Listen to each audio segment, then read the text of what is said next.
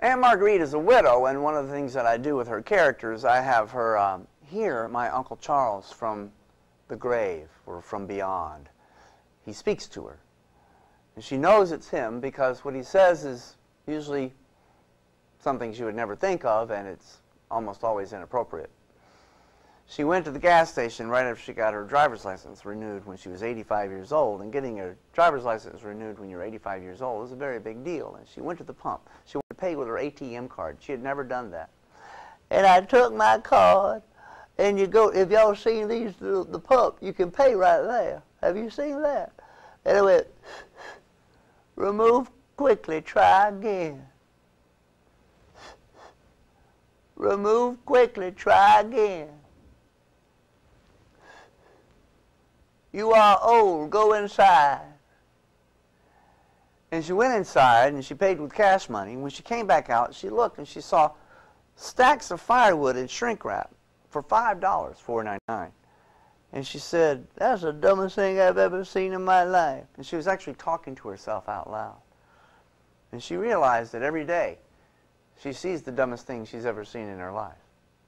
And when she got to the car, she heard my Uncle Charles actually speak to her from beyond. He said, darling, that's what you call one-night stand wood. She said out loud, that was uncalled for. Now, my Uncle Charles was a Shakespeare nut, and one of the things that he loved to do was quote Shakespeare out of context, just constantly quoting little Shakespeare quotes. For example, he had two dogs, one named Spot, one named Prince. And when Spot was on his chair, he would say, out, out, damn Spot.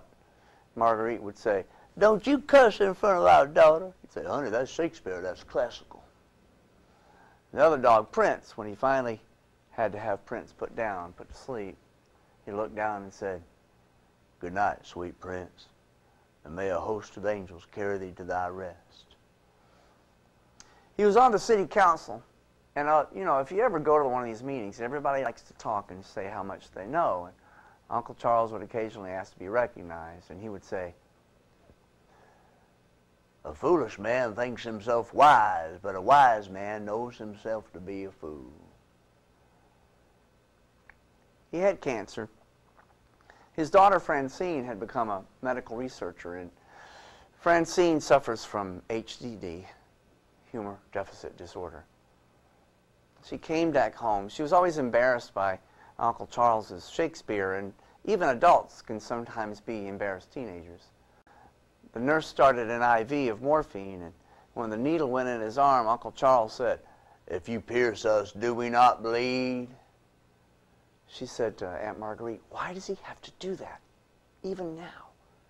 Marguerite said, honey, don't you know anything about your father? He's a show-off. Uncle Charles said, Francine, come in here.